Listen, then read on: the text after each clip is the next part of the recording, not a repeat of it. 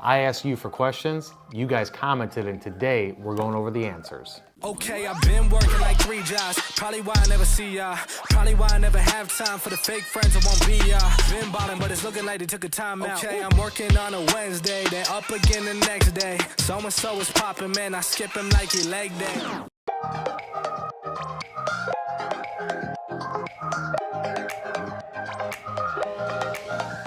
All right, Adrian May asked, how do you create an inbound marketing strategy? Adrian, thank you for asking the question in the post. So inbound marketing strategy, that's somewhat general, but giving you some sort of value in this, I could tell you that before you can go and create your inbound marketing strategy, you have to first look at what are you doing currently. So what does your inbound marketing strategy look like? What does your outbound marketing strategy look like?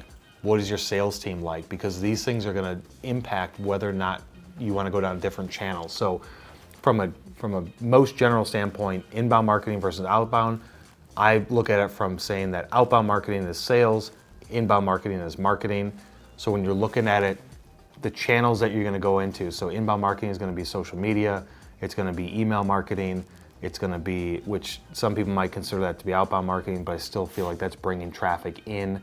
And then from a content standpoint, to create the strategy, you first have to understand those two main differences and look at the resources that you have. You need to be somewhat well balanced in your inbound marketing strategy, but depending on what specifically that it is that you do, whether it's a B2B business or it's a service or a product that you guys are selling, you have to look at it from the standpoint of where is the attention of your target demographic, and then produce a ton of content to draw them in. So content is going to be the backbone of any inbound marketing strategy, along with SEO, and then using social, email, and the website as distribution sources of that to then bring that traffic into you. But to me, the backbone is always going to be content, because nobody's going to know what exactly you guys are about or what's the value behind it if you don't have anything that's being produced. Now, from the content standpoint, you need to go a lot of content. You need to be very, very persistent and consistent on it. Produce it daily, share it out on social, create it for the specific platform. You need to just be pumping out content to get that brand awareness up, and then you can start bringing in the traffic from there. So that's the highest level answer that I can give you. We'll do a separate video about inbound marketing because it is such a beast of a topic. But for right now, I'd say focus 100% on content and making sure that it is good and relevant. Think about distribution though, of how you're going to get that out there and get some eyes on it. Joe Glover asked, what helped drive you into starting your own business? Is this something you've always envisioned while you were in sales, or did it just spark after so many years in sales? Great question, Joe. Thank you for asking that question. For years, I always wanted to own my own business, but the type of business I didn't really know about.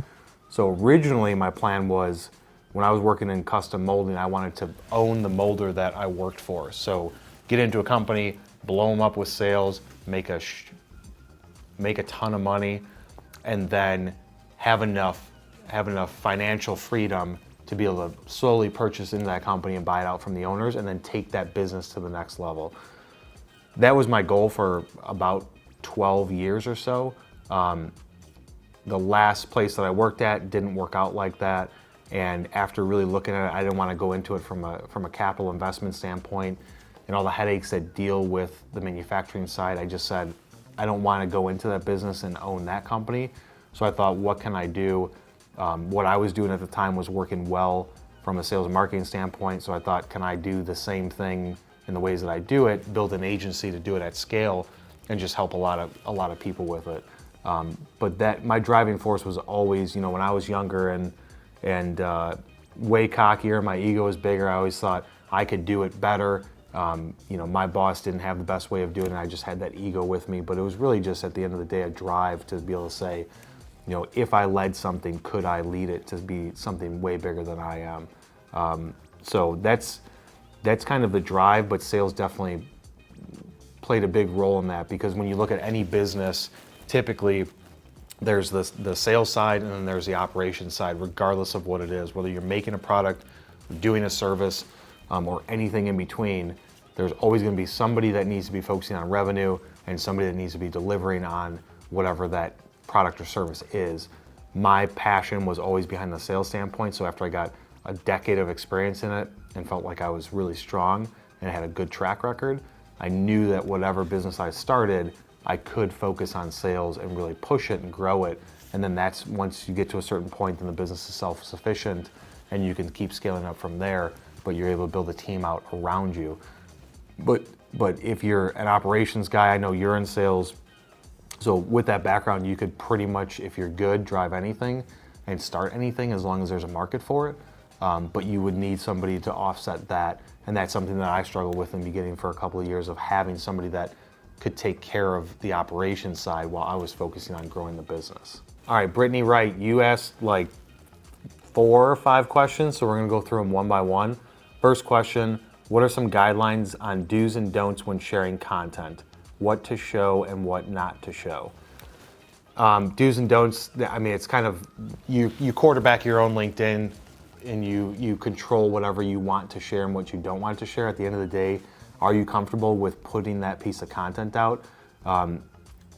If you're talking about that from the standpoint of, is it controversial? Is it something that maybe you shouldn't post? Or are you talking about it from the standpoint of, you created a piece of content, should you publish that out there?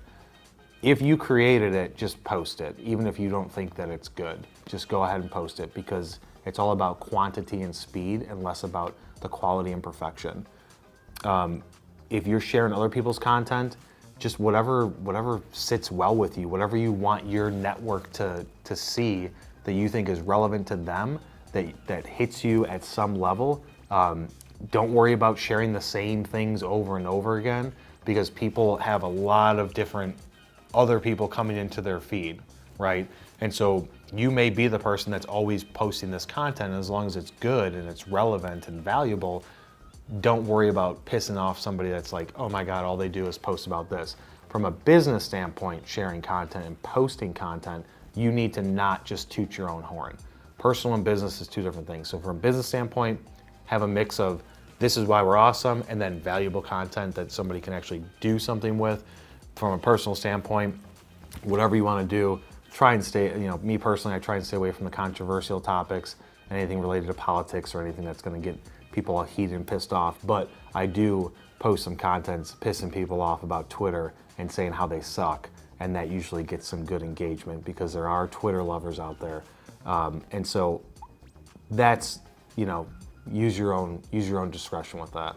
Now, if it's content that you're making personally as a person, the do's and don'ts, you just basically show what you want people to see and don't show what you don't want them to see. If you're shooting content at your facility and you want a certain background, then do that. If you don't want people to see certain things that don't look the best, then hide those away. It's not being deceptive, it's just you want to put your best foot forward, because you never know who's going to see it.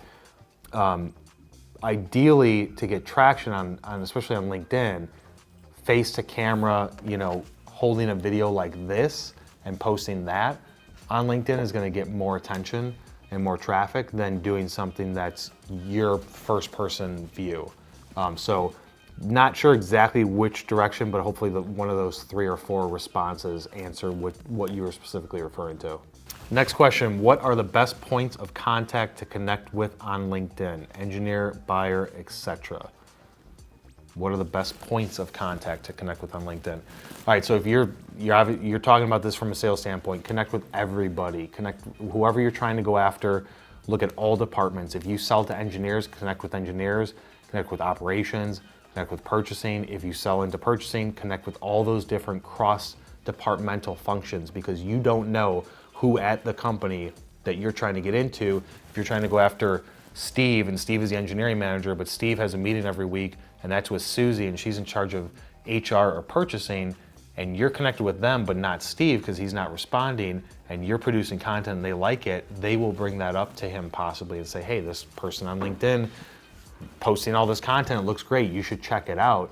Then you get these internal cheerleaders. So they're not a decision maker, but they're influencers. Don't just go after the specific decision maker, because you don't know, 1, if you're ever going to be able to get them as a connection.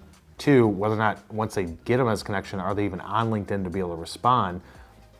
So you want to look at different departments to get like a sense of buzz and brand awareness at the company and not just at that individual person. So go broad, not crazy broad. You can start with decision makers and managers and functions of jobs and look at maybe the higher ups of VPs and managers, and then from there go down.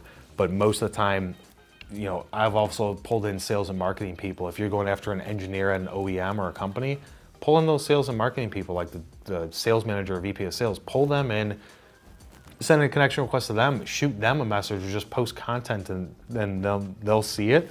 Because a lot of times the salespeople have some sort of conversation with engineering, purchasing, operations. They might be able to even influence it. So don't be too specific. Also go after the CEO, COO, CFO, anybody that's at the highest level, go after them all. Be broad, but be strategic. Next question, should the content you share on LinkedIn be the same as YouTube and other platforms? It depends on your business and what you're doing, but to a certain extent, each platform has their benefits. So YouTube, any full videos content should go on YouTube. From a social standpoint, if you're just posting links back to the YouTube video, does that work? Yes. Specifically in LinkedIn, it does not autoplay. As soon as somebody clicks play, if they're on their mobile, it's gonna open up YouTube. If they click play on their desktop, it should embed and open it right within that.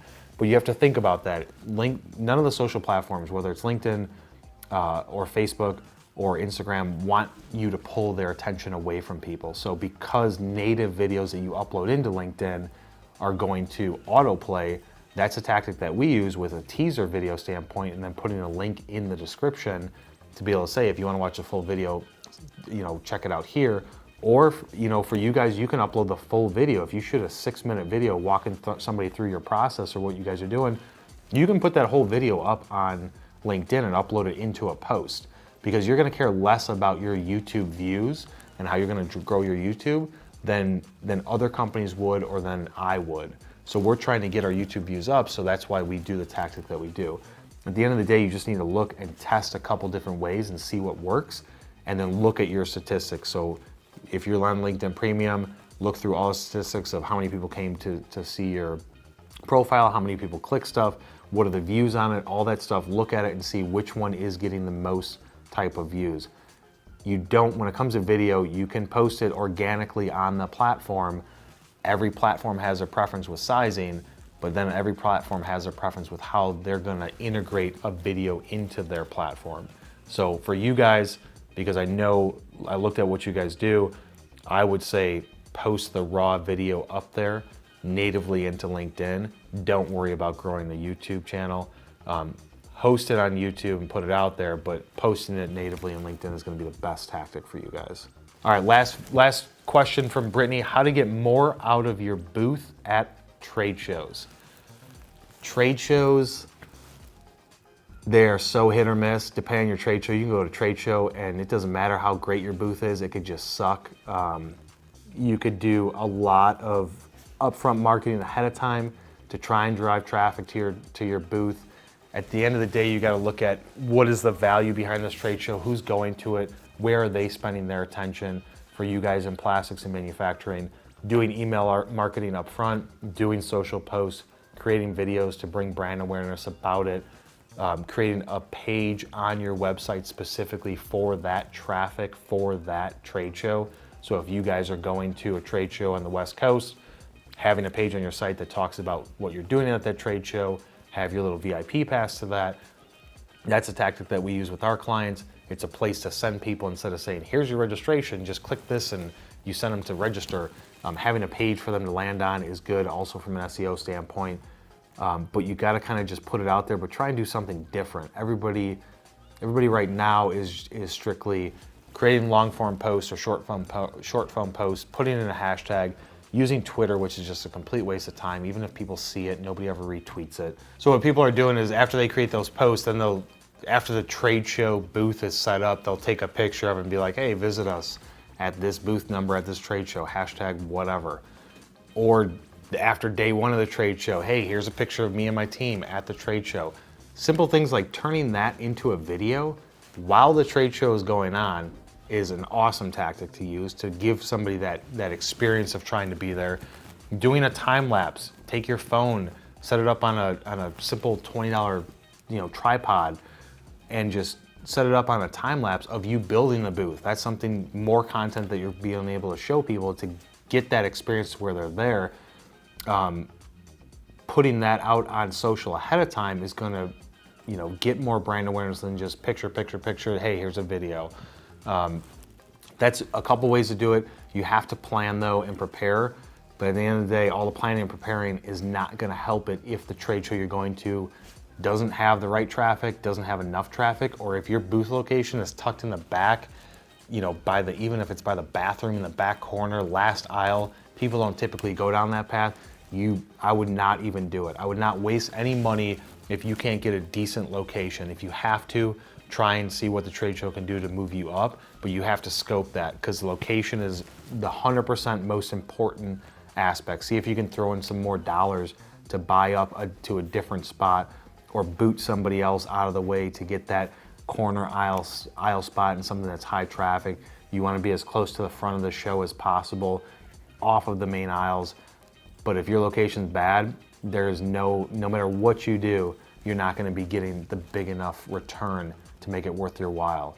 So focus on that first and just try and be different. All right, we just went through those questions. You guys asked them. Hopefully you got some value out of that. If you like this format, if you like how we're going to be doing this on every Friday, hit that like button. If you've got comments that you want answered, leave them below. And as always, we'll see you on the next one. Nobody ever retweets it. Are your expectations too high for your budget? Stick around and find out. They don't.